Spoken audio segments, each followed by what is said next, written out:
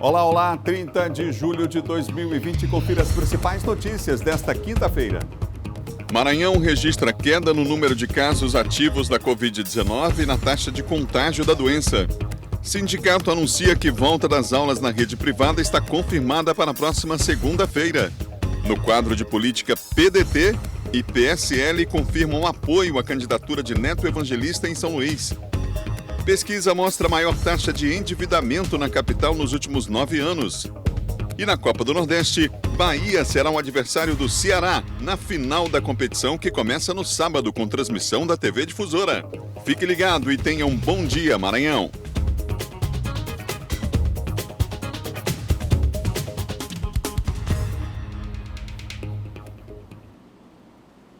Um ótimo dia para você, uma ótima quinta-feira, estamos juntos e até às 8 horas da manhã a informação não para aqui na TV Difusora quando chega o primeiro impacto para você. Fique ligado com a gente, um ótimo dia para você na capital, no interior do estado também. Você que acompanha a nossa programação aqui desde cedo aqui na TV Difusora, já começou o dia com o Bandeira 2 com o nosso Silvan Alves. Daqui a pouco ele volta para atualizar os principais assuntos da área de segurança.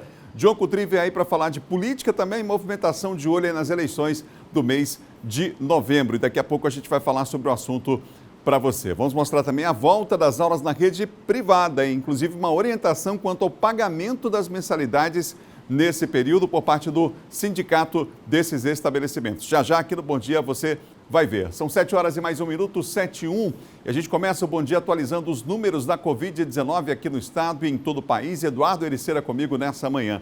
Eduardo, bom dia.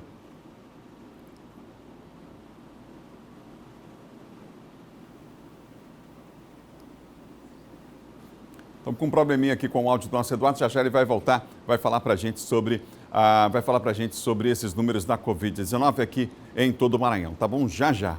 Mais de 15% das mortes causadas por doenças respiratórias em São Luís são de pessoas de outros municípios do estado. É o que apontam os números dos registros de óbitos feitos pelos cartórios brasileiros. São José de Ribamar tem pouco mais de 176 mil habitantes e apenas um hospital municipal que atende toda a população. Um hospital desse grande, que tem suporte para mais pessoas e tá aí, ó. Você entra aqui, você vai ver cama desmontada, um monte de gente.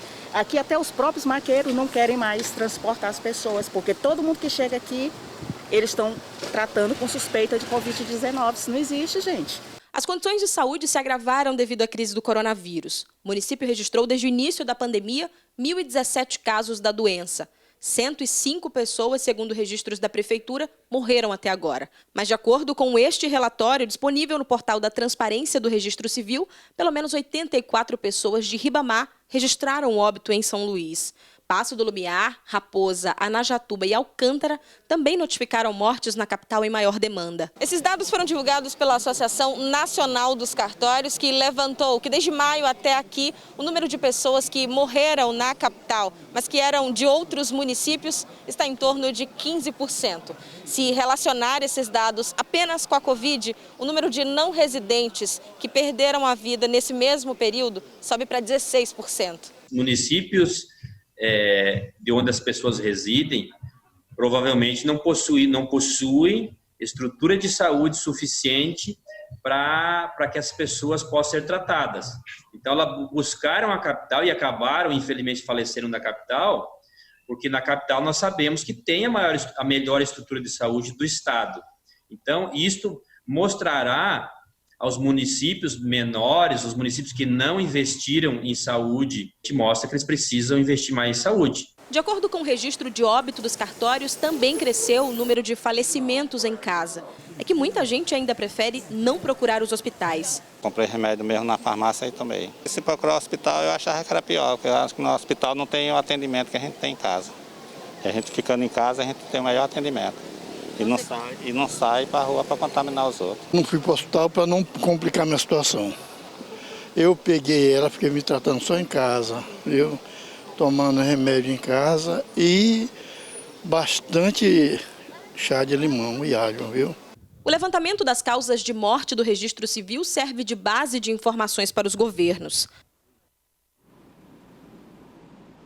Fundamental esse levantamento, né? Você acompanhando com a gente o Bom Dia aqui nas redes sociais. O Alex Kennedy está comigo aqui, pessoal participando pelo Facebook. Olha, a Secretaria de Estado da Saúde esclareceu, em relação a essa matéria que a gente viu, que o critério para notificação difere da coleta de dados do Registro Civil. As mortes notificadas para síndrome respiratória aguda graves são registradas na cidade em que o paciente mora, independente da cidade onde houve o atendimento hospitalar e local do registro do falecimento. Já a Central de Informações do Registro Civil leva em consideração a base de dados dos cartórios que registra a cidade da morte. Você ligado aqui no Bom Dia Maranhão, não vamos voltar com o Eduardo Ericeira, vamos voltar com o Eduardo trazendo os números da Covid-19. A gente teve um probleminha de áudio no começo, mas agora sim, Eduardo está comigo. Eduardo, bom dia. Olá, Adalberto, muito bom dia a você, bom dia a todos que acompanham o Bom Dia Maranhão. Adalberto, desde o início da semana a gente já falava sobre essa possibilidade, dados preocupantes, envolvendo a questão dos números aí da Covid-19 nacionalmente. Pois é, o Brasil tinha a possibilidade de ultrapassar a marca aí de 2,5 milhões de casos confirmados. Isso aconteceu com os novos casos aí registrados nas últimas 24 horas e também havia a possibilidade de ultrapassar a marca de 90 mil mortes em todo o país provocadas aí pela Covid-19. Essa marca também foi ultrapassada nas últimas 24 horas, isso era um alerta que a gente já vinha traçando desde o início da semana, até por conta aí da pandemia, da análise dos números que a gente vem divulgando, atualizando diariamente. O Brasil, só nas últimas 24 horas, alcançou mais de 69 mil novas notificações. Quer dizer, são muitos novos casos que ainda estão surgindo. Infelizmente, muitas pessoas que estão se descuidando, que baixaram a guarda de fato, que não estão mais seguindo as recomendações. Infelizmente, isso vem acontecendo em todo o país, não estão mais utilizando máscara, mantendo o distanciamento social. E, lamentavelmente, o número de novos casos vem crescendo a cada dia nas últimas 24 horas, apesar de um controle maior aqui no estado do Maranhão, também em outros estados do Norte e Nordeste, em comparação, por exemplo, ao Sul, Sudeste e Centro-Oeste. Mas novos casos, claro, vem surgindo em todo o país e é preciso que todos tenham ainda muito cuidado, sigam as recomendações. Com esses novos registros, ultrapassou, como eu disse, a marca de 2,5 milhões de casos e ultrapassou bastante. O país já contabiliza 2.552.265 casos confirmados do novo coronavírus, entre casos de pessoas recuperadas, mortes, infelizmente, e também casos ativos, pessoas que atualmente estão infectadas. O número de mortes também, como eu disse, Adalberto, ultrapassou a marca dos 90 mil óbitos, 90.134 com o último registro aí, com a última contabilidade que foi feita nas últimas 24 horas, 90.134 óbitos foram registrados desde o início da pandemia em todo o país, muitas pessoas que acabaram perdendo a vida. Só nas últimas 24 horas foram 1.595 aí mortes, só nas últimas 24 horas em todo o país, provocadas pela Covid-19, segundo aí esses dados que foram contabilizados pelos dados que são informados pelas secretarias estaduais de saúde. O número de recuperados é bem satisfatório, claro, dá aí um total de 2 milhões aproximadamente, 1 milhão, quase 2 milhões na verdade, né? 1.787.000 pessoas já conseguiram se recuperar da Covid-19, mas infelizmente muitas pessoas ainda continuam morrendo vítimas aí dessa terrível doença. Agora vindo aqui para os dados locais, Adalberto, segundo a Secretaria Estadual de Saúde, que é a fonte oficial aí da divulgação e que a gente deve aí informar as pessoas que nos acompanham, já são 117.694 casos confirmados até agora aqui no estado do Maranhão, desde o início da pandemia. São 9.045 casos ativos, você bem lembrou aí no início do jornal, o número de casos ativos vem diminuindo, isso é super satisfatório. Nós estamos agora, segundo o último boletim epidemiológico da SES, com 9.045 casos confirmados, quer dizer, 9.045 pessoas que estão atualmente infectadas pelo novo coronavírus ou no isolamento domiciliar, nos casos considerados menos graves, claro, com acompanhamento médico sempre, acompanhamento de especialistas, ou então estão internados em leitos de enfermaria ou então em leitos de UTI em casos considerados mais graves. 2.978 óbitos, quase 3 mil mortes, infelizmente, no estado do Maranhão, mas o número de recuperados é super satisfatório, é bem maior do que a média nacional aqui no estado do Maranhão. A média nacional está em 68%, aqui está em quase 90%, é mais de 11 vezes, é 11 vezes maior o número aí de recuperados em relação ao número de casos confirmados, se for comparar aí o número de mortes também, o número de casos ativos em comparação aí com o número de casos recuperados, é 11 vezes maior. A gente lembra que há 15 dias atrás esse número estava em 8 vezes maior, já é 11 vezes, então quer dizer, tem muita gente se recuperando, graças a Deus, aqui no estado do Maranhão. O número já chega a quase 106 mil recuperados. Nas últimas 24 horas, 90 novos casos aqui na Ilha de São Luís, está próximo ali de 100, às vezes passando um pouco mais, ainda permanece ali uma linha, uma curva ainda que precisa cair aqui na Ilha de São Luís, 90 novos casos confirmados do novo coronavírus, em Imperatriz somou agora 21, estava abaixo de 10, né, nos últimos 3 dias a gente noticiando aqui no Bom Dia Maranhão, agora são 21 novos casos, é um número ainda considerado baixo, mas novos casos continuam surgindo. Agora no interior do estado, nas demais regiões, a situação ainda é bastante delicada, um pouco mais preocupante, 1.595 novos casos nas demais regiões fora da Grande Ilha e também do município de Imperatriz. Só para a gente encerrar, Adalberto, nas últimas 24 horas foram 19 óbitos, na semana passada chegava a passar de 30, houve uma redução, isso é super importante também, só que nas últimas 24 horas apenas uma pessoa morreu. Os outros 18 óbitos são pessoas que já haviam falecido, claro. A gente lamenta, foram vidas que foram perdidas, mas foram há semanas, dias atrás, nas últimas 24 horas, apenas uma pessoa morreu. E outro dado importante, aqui na Grande Ilha, foi apenas uma morte que foi registrada na capital São Luís, São José de Ribamar, Passo do Lumiar e Raposa, não registrou nenhuma. Segundo o último boletim da SES, foi apenas uma morte na Grande Ilha de São Luís, que foi aqui na capital maranhense, e apenas uma morte nas últimas 24 horas, desse total de 19 outras pessoas que morreram em dias e semanas atrás. Claro, a gente lamenta, porque toda a vida é importante. A gente volta com você, Adalberto Melo. Obrigado, Eduardo, pelas informações. É o nosso Eduardo Ercília, que daqui a pouquinho vai voltar participando ao vivo aqui do nosso Bom Dia. São 7 horas e mais 11 minutos, 7h11. O Maranhão tem registrado, como disse o Eduardo, essa semana, a redução significativa de casos ativos de coronavírus. A taxa de contágio da doença também sofreu queda no estado. A variação do número de casos ativos da Covid-19 no estado chegou a mais de 550 registros no começo da semana, mas voltou a apresentar alta na última terça-feira, de acordo com o boletim divulgado pela Secretaria de Estado da Saúde. Este médico analisa que essa mesma variação também pode ser percebida pela taxa de contágio da doença, que chegou a permanecer abaixo de 1 por várias semanas. Teve uma leve alta e, no momento, está abaixo de 1 novamente, o que indicaria a situação ainda sob um certo controle. Segundo ele, são vários os fatores que explicam essa tendência. Foi muito importante na primeira fase dela, foi o distanciamento social, né, a quarentena, que as pessoas ficaram em casa. Isso foi fundamental para deter aquela progressão inicial. Existem aí outras questões super importantes, né, que é o uso de máscaras, que agora, no começo da epidemia, praticamente ninguém usava, porque inclusive não era recomendado, que foi um grande erro, né, das autoridades do começo, e a máscara é um fator que tem realmente segurado. Então, a pessoa que não usa máscara, ela tem 3 vezes mais risco de pegar a Covid do que quem usa. No estágio atual da doença, a capital ainda vem apresentando índices menores de novos casos em relação a algumas regiões do interior, mas o relaxamento por parte da população ainda pode oferecer riscos. Os dados da pandemia no Maranhão mostram que o estado já ultrapassou a marca de 100 mil recuperados da doença. Mais de 200 mil testes já foram realizados, número que deve aumentar de forma significativa por conta do estudo sorológico iniciado pelo governo em parceria com a Universidade Federal do Maranhão. Investimentos públicos que também se refletem em ações, como a busca pela vacina, e tem deixado especialistas otimistas. Os governos estão empenhando recursos muito volumosos na produção de vacina, né? Então isso tem acelerado esse processo, mas, e tanto é que a epidemia tem aí 6 meses, né, que ela está no mundo praticamente, né, 6, 7 meses, e nós já estamos aí com várias vacinas já na chamada fase 3, né?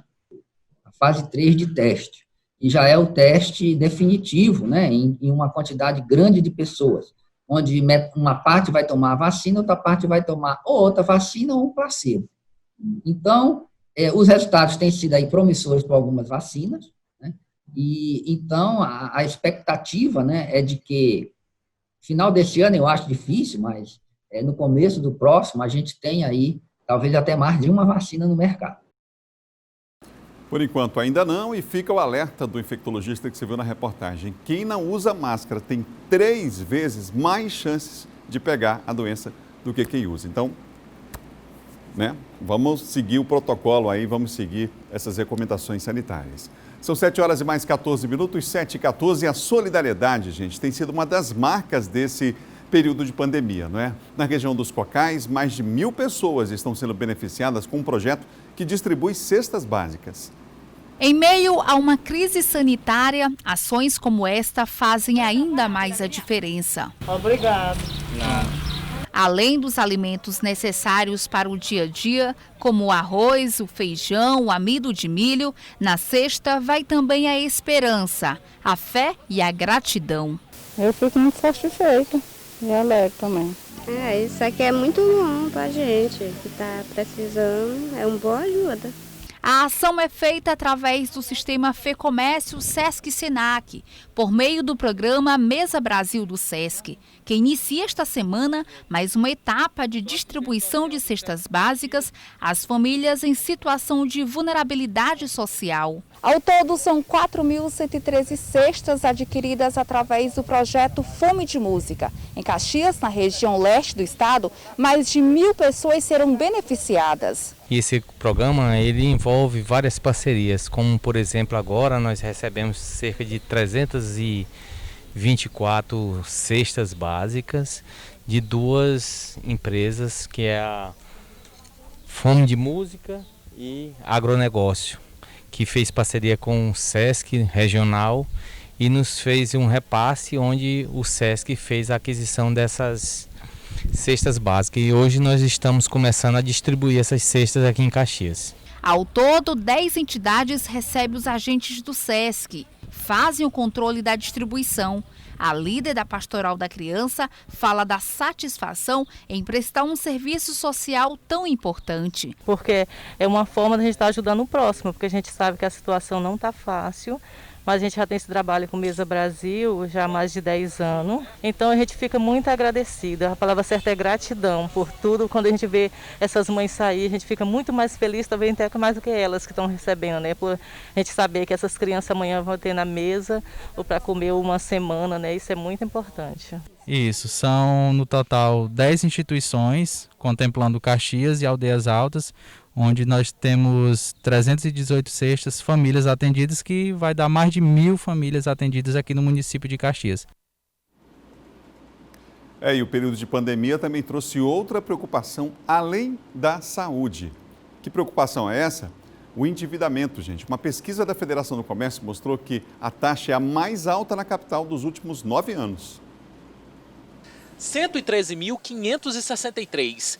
Esse é o quantitativo de famílias endividadas em São Luís atualmente.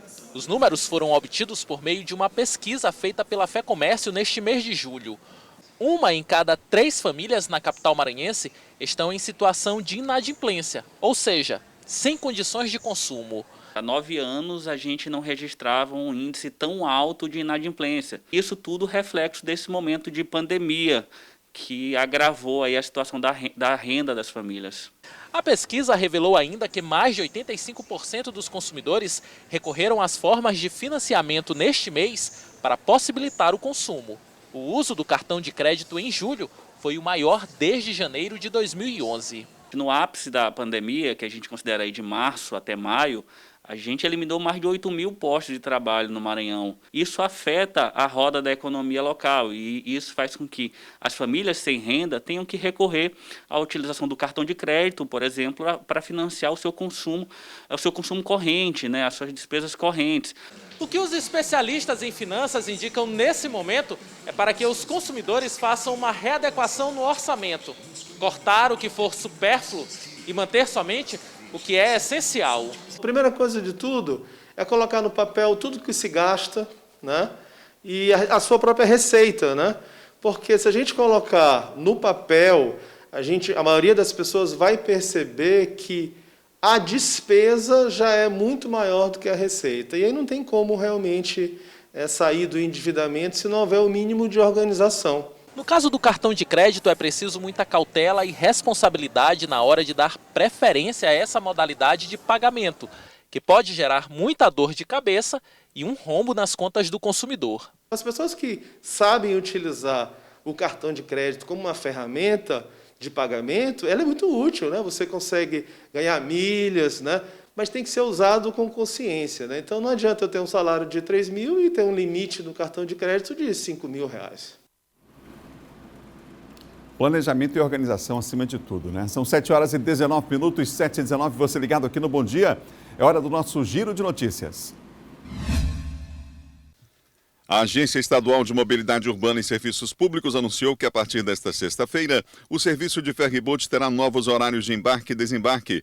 Serão 18 travessias diárias, 9 no sentido terminal Ponta da Espera para o Cujupe e 9 do terminal de Cujupe para a Ponta de Espera. O Senado aprovou a medida provisória que cria o Programa Emergencial de Acesso a Crédito, voltado às pequenas e médias empresas.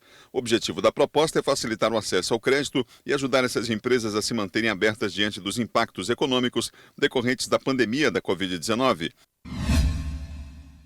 O Centro de Integração Empresa-Escola deu início ao período de pré-inscrição para o programa de estágio da Caixa Econômica Federal. As oportunidades são para alunos do ensino médio, educação de jovens adultos e do ensino técnico. A prova será composta de 30 questões, da qual o candidato deve acertar mais da metade para ser aprovado. Estudantes de todas as regiões do Brasil podem participar. Por meio de uma bolsa auxílio, o estudante de nível médio técnico aprovado receberá quantia fixa de R$ 400. O 47º Festival Guarnicê de Cinema será realizado entre os dias 14 e 21 de outubro deste ano, mas de uma forma diferente. Por causa da pandemia do novo coronavírus, a programação será feita pela internet por meio de uma plataforma de streaming de vídeos, além de haver a possibilidade da realização presencial de algumas ações. O anúncio foi feito pela Universidade Federal do Maranhão. No próximo bloco, escolas da rede particular orientam sobre cobrança de mensalidades e confirmam o retorno das aulas para a próxima segunda-feira. E mais, Silva Alves faz um balanço das últimas informações da área de segurança. A gente volta já já com um Bom Dia, são 7h21 agora.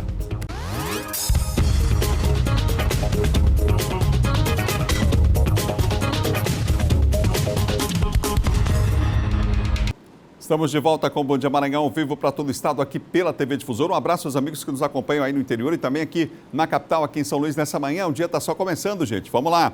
Um abraço para Marcos Freitas, em São José de Ribamar, acompanhando a nossa programação. O Walter Silva está lá em Águas Lindas do Goiás. Ele está mandando um abraço pro pessoal de Coroatá. Ele é de lá de Coroatá, mas está em Águas Lindas. Keila Ramos também recebendo o nosso Bom Dia, acompanhando a nossa programação pelas nossas plataformas digitais. É hora de saber como é que está o trânsito aqui na capital maranhense. A gente vai agora saber como é que está o trânsito. E o primeiro ponto que a gente mostra para você é esse aqui, ó. Área Itaqui-Bacanga. Olha como é que está o trânsito por lá. Tranquilo até, né? Nessa manhã, vamos fechar para a gente mostrar? Trânsito tranquilo, não há informação de lentidão no trânsito, nenhum ponto de acidente também nesse momento. Aí está imagens em tempo real da Secretaria Municipal de Trânsito e Transportes, SMTT. O tempo parece estar meio nublado, né? Pela imagem a gente observa tempo nublado. Daqui a pouquinho a gente vai dar a previsão do tempo na parceria com o Laboratório de Meteorologia da UEM. Mas está, portanto, pista da direita, sentido UFMA, sentido Itaqui-Bacanga, sentido contrário, sentido centro, também o trânsito tranquilo nesse instante. E agora a gente mostra a rotatória da Avenida Daniel de Latouche com a Avenida dos Holandeses. Vamos lá? Vamos mostrar? Aí tá, ó. Para você, tranquilo também, né? Tranquilo o trânsito nessa manhã. Setor pessoal que vem das praias do Araçagi, vem da Raposa também, naquela pista lá da esquerda. Na rotatória também, olha, poucos veículos circulando nesse momento, nesse ponto da cidade. E não há também informação de acidentes. Terceiro ponto que a gente mostra para você agora, Avenida Jerônimo de Albuquerque. A gente vai para lá agora para mostrar para você imagens ao vivo, olha aí, ó. Aí geralmente o trânsito já é mais complicado, né? Principalmente quem vem no sentido Coab, Coama, Coab para o centro, olha aí, essa é a pista da esquerda. O pessoal vai passando, os motoqueiros já estão, portanto, também aí já na pista, e a gente observa no detalhe que o movimento é normal para o horário, claro, lá de cima vem o volume, os veículos vêm se deslocando ali do bairro do Angelim, vem para essa região aqui do centro, mas o trânsito é tranquilo, eu repito, nesse momento, no sentido de que não há nenhum ponto de paralisação aí nesta área que a gente está mostrando, aí próximo ao bairro do Bequimão, nem acidente também registrado até o momento. Guajajaras, para a gente fechar, é um outro ponto da cidade, uma das maiores avenidas aqui da capital, com o trânsito fluindo normalmente nessa manhã também. Aí está, portanto, muita gente, inclusive, deixando aqui a capital maranhense, pegando a estrada e vem aí pela Guajajaras para sair aí em direção à BR-135. Um abraço a você ligado com a gente, o pessoal agora que está saindo pela Lourenço Ferreira da Silva, vindo ali do bairro do São Cristóvão, enfim, mas o trânsito tranquilo também nesse momento, nesse ponto da cidade. Mostramos para você em tempo real imagens do trânsito aqui em São Luís. E agora vamos falar de segurança.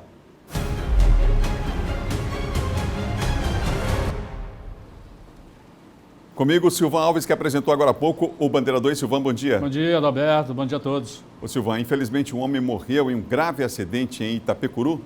Esse acidente foi ontem à noite e, ao que tudo indica, pelas informações que foram levantadas pela polícia, ele estava dirigindo uma caminhonete, ele é um comerciante lá em Itapecuru, e estava dirigindo uma caminhonete e tinha rompido um relacionamento com uma jovem com quem ele tinha esse relacionamento. E aí teria passado o dia ingerindo bebida alcoólica e à noite ele encontrou essa jovem, teria tentado a reaproximação, ela entrou no carro de uma amiga, no caso uma Pajero Full, e tentou fugir. E aí começou uma perseguição lá pelas ruas lá de Itapecuru, até chegar na rodovia BR-222, que é a rodovia que corta o centro da cidade de Itapecuru. A rodovia é uma BR, uma rodovia federal, e lá ele teria batido na traseira da Pajero Full, perdeu o controle da Pajero Full, onde estava a moça com uma criança também. Essa criança teria vindo a óbito depois. Esse carro capotou várias vezes, foi de encontro, inclusive, a uma calçada onde tem uma venda de churrasquinho. Por pouco essa tragédia não era maior. As pessoas tiveram tempo de correr. Você vê carvão, as mesas, tudo espalhado aí, que foi o local onde o carro saiu levando essas mesas já na calçada do outro lado da pista. E o carro dele estava sem um cinto de segurança, infelizmente ele acabou sendo lançado, ficou com a metade do corpo para fora do carro, sofreu traumatismo crânioencefálico e acabou morrendo no local. Essa tragédia chocou a cidade de Itapecuru Mirim, porque de qualquer forma eram pessoas conhecidas da cidade e pela forma com que tudo acabou acontecendo. Silvão, acusado de matar cabo do Piauí, PM do Maranhão, é preso por outros homicídios, Silvão? Esse policial, o soldado Francisco, ele era lotado lá no 11º DP, lá de 11º Batalhão, lá de Timon. E lá, de acordo com a Polícia Civil lá de Teresina, ele responde a cerca de 4 assassinatos, 4 homicídios. O último deles foi agora em 2019, que foi aquele caso que a gente mostrou até aqui, que foi aquele caso do cabo Samuel, da Polícia Militar do Piauí, que foi executado com um tiro na presença do filho, o garotinho de 8 anos, que estava na garupa da moto com ele, indo para o colégio, e eles se desentenderam e ele acabou matando o cabo Samuel, isso em 2019. Foi posto em liberdade, depois de ter sido autuado em flagrante, estava respondendo em liberdade, aguardando julgamento. E agora, a Justiça do Piauí decretou um novo mandado de prisão contra ele por um outro assassinato que teria sido um caso que aconteceu lá no Terra Mole, lá em Teresina, onde ele matou um jovem lá, o Felipe, que era um jovem lá, ele teria matado. E interessante, Adalberto, que ele responde por mais 2 outros homicídios, que teria sido um duplo assassinato também lá em Teresina. E esses crimes, de acordo com a perícia lá de Teresina, lá do INCRIM lá de Teresina, teriam sido todos praticados com a mesma arma, que seria uma pistola .40 da carga da Polícia Militar do Maranhão. Então, o mandado de prisão contra ele por esse outro crime foi expedido, encaminhado ao comandante-geral da Polícia Militar do Estado do Maranhão para ser cumprido imediatamente, para que ele aguarde aí, esses processos que ele já responde, para que ele aguarde, custodiado lá no Manelão, que é o quartel, que é o presídio lá do quartel do Comando-Geral da Polícia Militar do Estado do Maranhão. Obrigado, viu, Silvão? Até amanhã. Ok, até amanhã. Bom dia, Adalberto, bom dia a todos. Silvão Alves, que apresenta de segunda a sexta o Bandeira 2 aqui na TV Difusora, hein? Olha, a Universidade Federal do Maranhão lançou editais para alunos receberem tablets e chips para ensino remoto. A universidade vai retornar às atividades de forma híbrida a partir de setembro. As aulas na Universidade Federal do Maranhão seguem suspensas por conta da pandemia. Mas o planejamento segue para que os alunos possam voltar a frequentar as dependências do campus com segurança, ou então permanecerem em casa com um ensino de qualidade.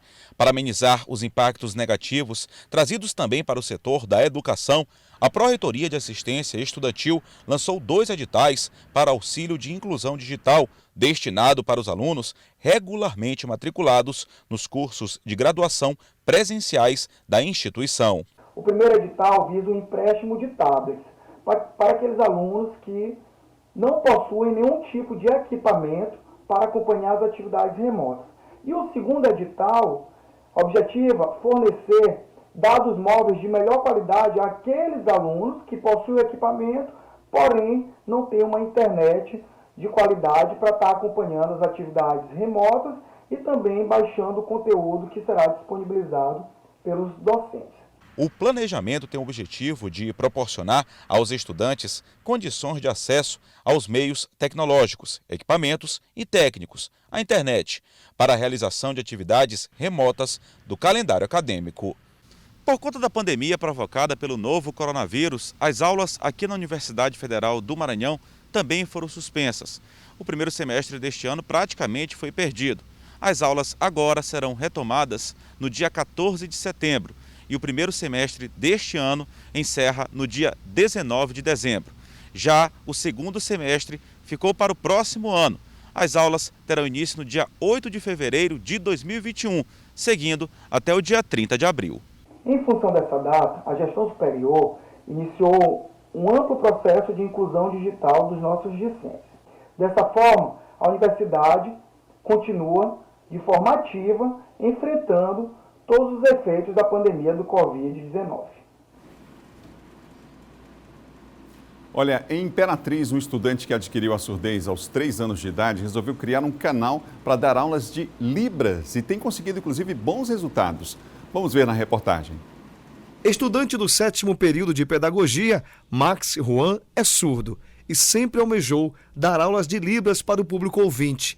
E foi daí que tudo aconteceu, a criação do canal Max Juan Libras. A minha família, os meus amigos sempre me influenciaram a ter um canal no YouTube. E eu ficava imaginando como é que as pessoas poderiam me ver fazendo Libras e tendo acessibilidade em português.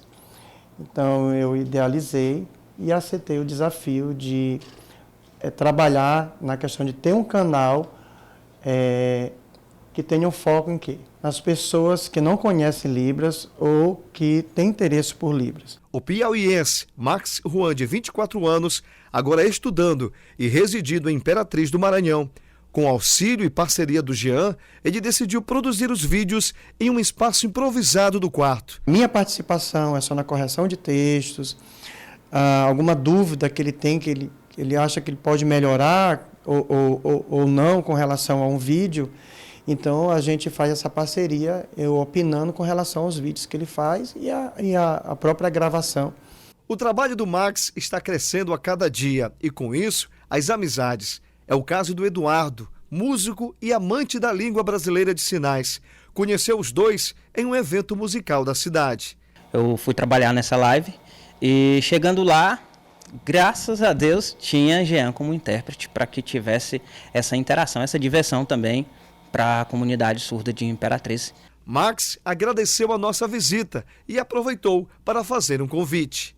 Oi, vocês que me assistiram e já conheceram um pouco da minha história de vida, por favor, se inscrevam no meu canal do YouTube e também me sigam nas redes sociais. Eu quero ajudar vocês a aprender a língua brasileira de sinais. Obrigado. Muito bom, né, gente? Você viu aí que ideia maravilhosa, né? Inclusive, inclusiva, né? Muito boa a ideia e é um projeto que merece o apoio de todos, com certeza. É hora de conferir a previsão do tempo e eu pergunto, será que vai chover, gente, hoje em São Luís? Essa é a pergunta. Não só em São Luís, mas temos a previsão também no interior do estado. Vamos lá? A gente começa pela capital maranhense, que tem céu parcialmente nublado, com possibilidade de chuva isolada. A mínima é 25 e a máxima 32 graus. Na segunda maior cidade do estado, Imperatriz, céu parcialmente nublado, baixa probabilidade de chuva. 20 é a mínima, agora a máxima 36 graus e a sensação térmica lá em cima, a gente sabe, é maior ainda.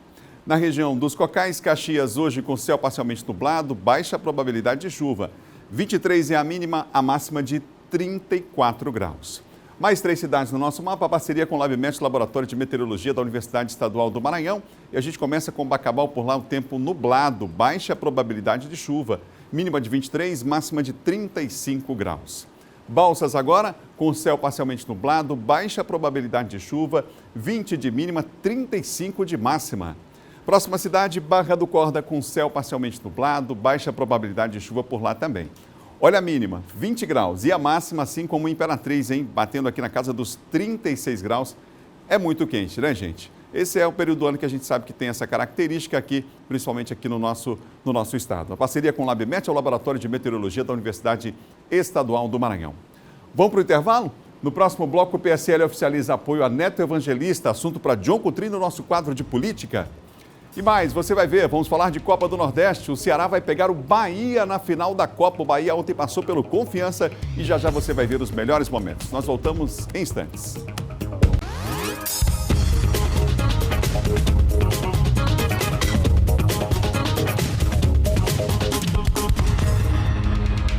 De volta, o Bom Dia Maranhão ao vivo para todo o estado aqui pela TV Difusora. Você vai participando lá nas nossas redes digitais, dizendo qual bairro que você está em São Luís ou qual a cidade que você está acompanhando o nosso Bom Dia Maranhão. E aproveita e compartilha com os amigos lá. Estamos no Facebook e no Instagram da TV Difusora.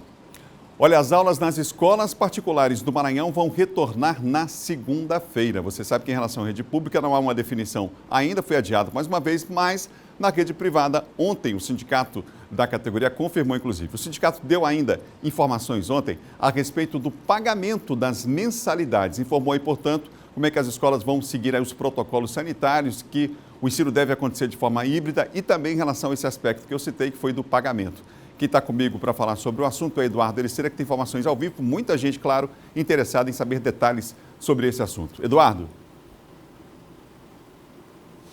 Pois é, Adalberto, um assunto que interessa tanto aos alunos da rede pública quanto aí da rede particular. O Sindicato dos Estabelecimentos de Ensino, que é o sindicato aí da entidade, né, da rede particular de ensino, confirmou que as aulas vão retornar na próxima segunda-feira, dia 3 de agosto. Havia a previsão para a rede pública retornar no dia 10 de agosto, mas ontem, inclusive, a gente acompanhou um vídeo que foi encaminhado pelo próprio secretário estadual de Educação, Felipe Camarão, que deve aguardar, que há casos ainda, situações que devem ser analisadas ainda para o retorno das aulas na rede pública de ensino. Toda a comunidade escolar que está debatendo, não só a Secretaria Estadual de Educação, mas pais, professores, enfim, servidores, diretores de escola estão debatendo ainda a volta na rede pública, a rede particular voltando agora dia 3 de agosto. Segundo o sindicato da categoria, são cerca de 50 entidades em todo o estado do Maranhão que devem retornar seguindo os protocolos sanitários. E olha, não é pequeno, viu, Adalberto? São várias recomendações, medidas que devem ser adotadas para o retorno, que deve acontecer, como você disse, de forma híbrida, tanto presencialmente, quem for à escola acompanhar as aulas presencialmente, quanto aí de forma remota, pela internet. As pessoas têm esse direito de poder estar acompanhando as aulas ainda pela internet. Esse protocolo envolve aí uma série de medidas que devem ser adotadas pelas escolas para o retorno. Entre elas, o uso obrigatório de máscaras, a aferição de temperatura de alunos e colaboradores e a suspensão do recreio, aquele tão esperado intervalo, né, das aulas. O recreio está suspenso por conta aí da pandemia. As escolas também deverão adotar as seguintes medidas: criar um protocolo de segurança sanitária, orientação constante sobre o uso e manuseio das máscaras, proibição do uso coletivo de bebedouros, a adoção de garrafas de águas individuais, realizar a divisão das turmas em grupos, distribuir álcool em gel para os alunos e instalar reservatórios com o produto nas dependências, estabelecer horários diferenciados de entrada e saída dos alunos, escalar dias para as aulas presenciais e o distanciamento mínimo de 1,5 metro entre os estudantes.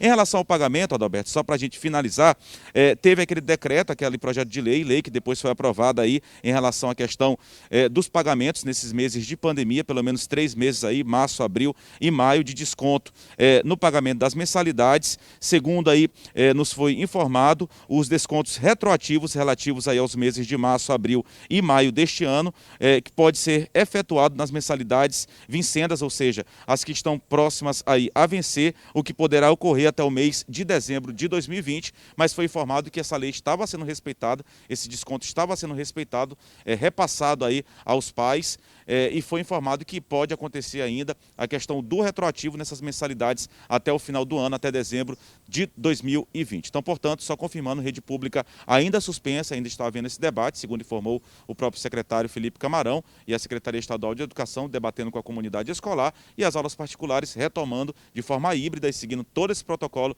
que eu acabei de citar aqui, essas recomendações sanitárias que já foram amplamente divulgadas para o retorno das aulas nas escolas particulares de forma híbrida, ainda presencialmente pela internet, a partir da próxima segunda-feira, dia 3 de agosto. A gente volta com você, desejando uma ótima quinta-feira a você, Adalberto, e a todos os telespectadores que estão acompanhando aqui o Bom Dia Maranhão.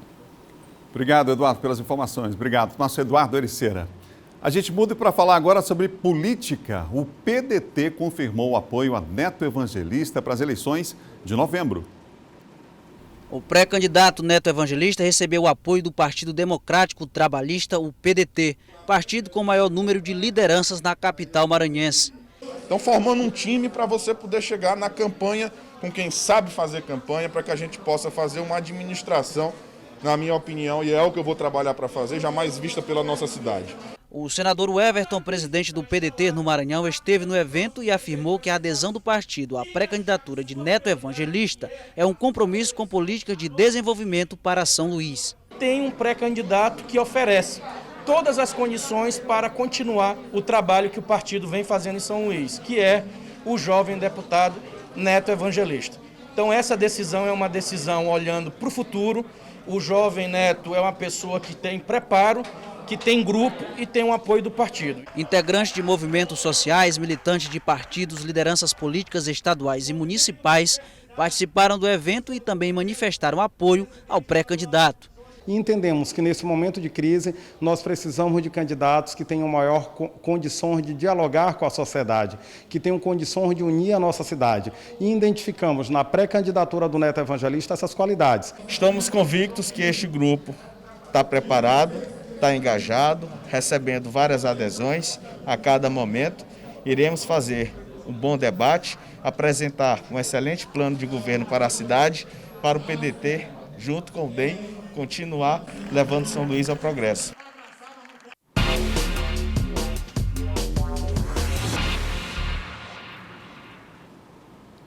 Comigo, nosso comentarista de política aqui do Bom Dia, John Coutrinho. Olá, John, bom dia para você. Olá, Adalberto, bom dia a todos. John, a gente viu na reportagem várias lideranças presentes nesse encontro. O que significa esse apoio do PDT ao candidato Neto Evangelista? Significa, Adalberto, é um reforço muito importante por conta da militância do PDT e da força do PDT aqui na capital. Você sabe que o partido, todos sabem, aqui de São Luís, que foi o partido de Jackson Lago, que ganhou 2 vezes a prefeitura de São Luís, passou pelo Tadeu Palácio, hoje apoia e é o partido do prefeito Edivaldo Holanda Júnior. Então é um partido que tem uma série histórica de vitórias aqui em São Luís. Então, além disso, claro, o Neto incorpora toda a envergadura, a força política da militância do PDT, que sem dúvida, Adalberto, é a maior militância que existe hoje na capital. A gente sabe que isso faz a diferença, né? Fez a diferença aí nas campanhas passadas dos outros candidatos, do próprio senador Everton na campanha passada. Então, sem dúvida, é um apoio muito importante que vai reforçar a candidatura do Neto, que é do Democratas. Então, nós vimos aí nas imagens o senador Everton.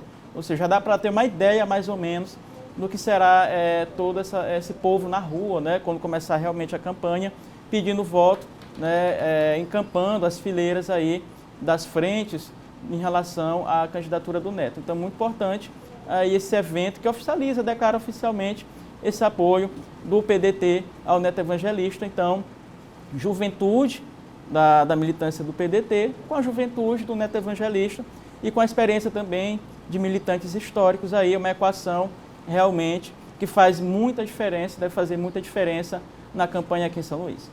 Ô John, o Neto também recebeu o apoio do PSL, a gente vem falando sobre isso aqui, mas agora está oficializado. A gente antecipou isso aí, Adalberto, a gente falou várias vezes da possibilidade do PSL apoiar a candidatura do Neto. Inclusive, nós anunciamos aí em primeira mão que seria na quarta-feira, e realmente se deu ontem, confirmou. A gente falou isso na segunda-feira, que seria ontem esse apoio oficial, que o Chico Carvalho estaria lá em Brasília com a direção nacional do PSL. Chico Carvalho, vereador, presidente estadual do PSL, isso se confirmou. Ontem o Chico, presidente estadual do PSL, o deputado federal Juscelino Filho, presidente estadual Democratas do Maranhão, e o Antônio de Rueda, que é o vice-presidente nacional do PSL, portanto, fecharam aí, bateram o martelo em favor do Neto Evangelista.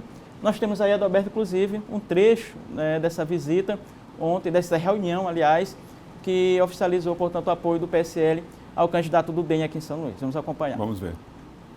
Nós acabamos da reunião, né, dessa reunião que foi bastante proveitosa, determinando o caminho do PSL em São Luís, que será apoiando o candidato Neto Evangelista do DEM. É um prazer estar aqui, presidente, como sempre, atendendo a determinação do nosso partido no Maranhão. Eu só tenho a agradecer ao Juscelino e ao Chico. Eu tenho certeza que São Luís vai passar por um novo caminho. O Neto Evangelista é um jovem brilhante e essa aliança vai trazer frutos prósperos para a capital de São Luís. Obrigado, Juscelino, obrigado, Chico. Valeu. Bom, Adalberto, o que isso representa? O PSL hoje é o maior partido, maior tempo de televisão e maior fundo partidário. O Neto, tendo o PDT com o PSL, ele já é o candidato com maior tempo de televisão, hoje. E pode receber o apoio, vai receber o apoio do PTB e pode receber o apoio do MDB. Além disso, o Neto, com os vereadores do PDT, com os vereadores do Democratas e com os 2 vereadores do PSL, Chico Carvalho e Pereirinha, que são 2 vereadores aqui, né, a gente tem um histórico na capital, ou seja, são 12 vereadores aí já, portanto, na campanha do Neto. Então, esse apoio do PDT, que nós falamos antes, somado ao apoio do PSL, ou seja, faz do Neto hoje o candidato que tem maior estrutura partidária, maior grupo político e maior número de partidos, vereadores o apoiando no momento. Então, é um candidato aí que se coloca com um potencial muito grande, competitivo, né, em relação aos demais. O PSL, que outrora apoiaria a candidatura do Duarte Júnior, Duarte Júnior acaba sendo esvaziado e reforça a candidatura do Neto. Então, sem dúvida nenhuma, aí é um apoio importante, um reforço de peso aí, esses 2 partidos ontem, né, tanto o PDT quanto o PSL com o Neto. E mostra também, Adalberto, força política do presidente estadual democrata, deputado federal Juscelino e do senador Everton, né, que conseguiram demover, aí o PSL já estava fechado com o Duarte, e mostraram força política, que conhece os meandros, os bastidores, os caminhos ali em Brasília. Costuraram essa aliança. Exatamente, né? Reforçada aí com o Neto. Ô, João, após o apelo do Toffoli, o Maia disse que a quarentena para juízes deve valer já para 2022? O que acontece? Resumindo, quarentena para juízes, que os juízes e membros do Ministério Público teriam que passar pelo menos uma quarentena de 8 anos para poder se candidatar a um cargo político. Isso reflete diretamente em quê? Logo faz uma associação ao Sérgio Moro. Né? O Sérgio Moro, que saiu recentemente, aí deixou em 2018 ser juiz federal e passou a ser ministro do governo Bolsonaro. Então há uma discussão aí que já pode até valer para as eleições de 2022 e implicaria o Sérgio Moro, implicaria o Deltan Dallagnol, aí, prováveis candidatos nas eleições de 2022. Então essa quarentena valeria. Hoje qual é a regra? 6 meses antes você tem que deixar o cargo para concorrer ao cargo eletivo. E nessa nova regra que pode ser votada no Congresso, seria 8 anos, no mínimo aí, uns defendem 5, outros defendem 8, e implicaria diretamente na candidatura do Sérgio Moro a presidente da República. Ô, João, a gente teve lamentavelmente aí, né, a morte, faleceram na manhã de ontem o atual prefeito do município de Governador Nunes Freire, o Indalécio Vieira, e o ex-prefeito de Codó, Ricardo Acha, também infelizmente faleceu.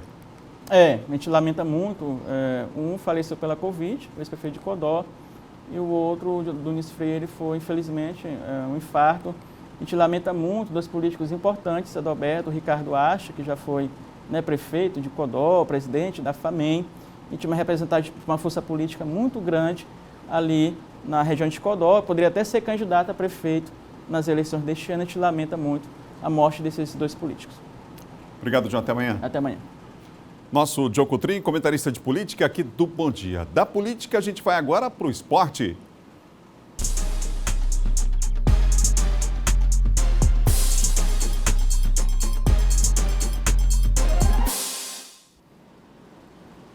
O Bahia será o adversário do Ceará na final da Copa do Nordeste. Ontem à noite, a equipe baiana despachou o Confiança de Sergipe. Vamos ver. No primeiro tempo, o Bahia teve mais posse de bola e chegou a assustar em lances como esse em que Fernandão parou na defesa de Rafael Santos.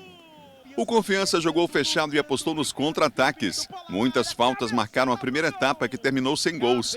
Na etapa final, foram poucas as chances de gol. Nesta, Elber esticou demais a bola, que ficou com Rafael Santos. Quando parecia que o jogo iria para os pênaltis, Daniel aproveitou a falha da marcação, apareceu livre na entrada da área e bateu firme no canto direito. Com esse gol, o Bahia mais uma vez vai disputar uma final da Copa do Nordeste.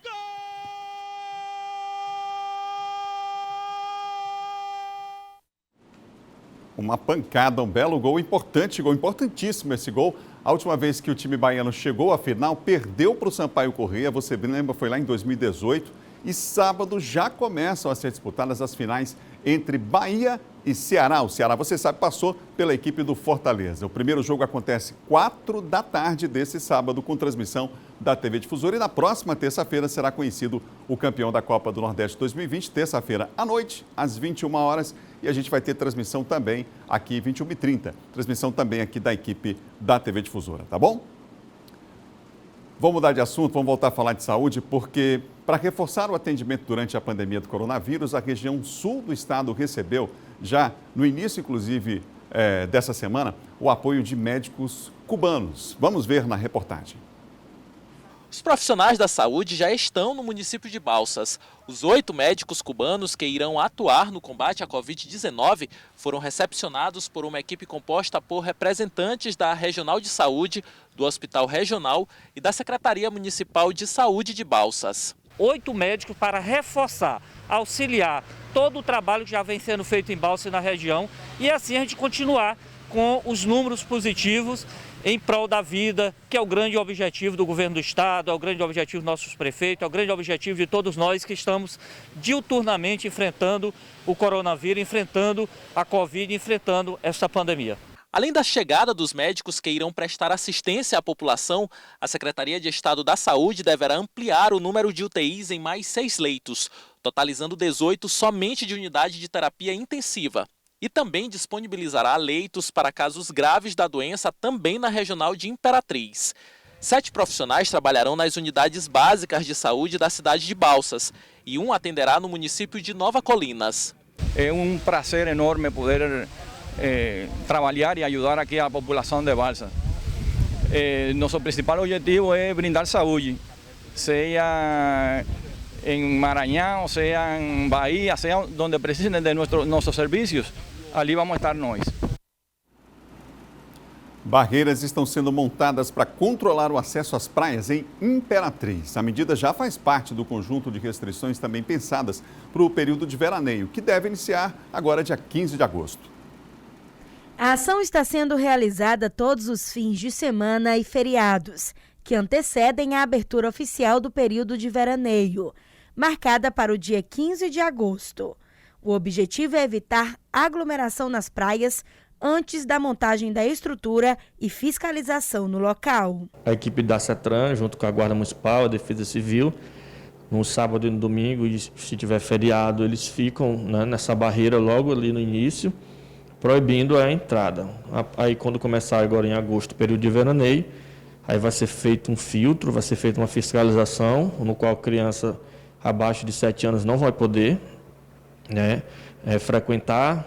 Também quem é do grupo de risco, a princípio idoso, também não vai poder. Na Praia do Cacau, por exemplo, a barreira foi montada bem no início do único acesso ao local, evitando assim a passagem das pessoas.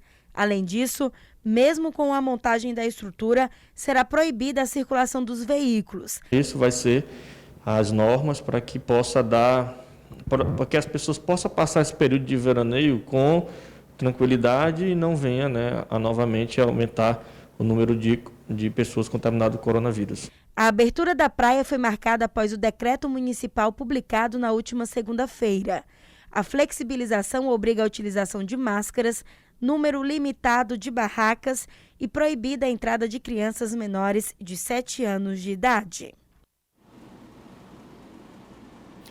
Bom Dia Maranhão termina agora. Outras notícias você confere do nosso portal MA10. Amanhã a gente se encontra outra vez. Depois da Bandeira 2 estaremos juntos aqui com o Bom Dia Maranhão. Te espero. A gente vai tomar café da manhã junto com certeza. E atenção, hein? A pandemia continua. Cuidado, use máscara, se cuide. Muita saúde, muita paz. Até amanhã.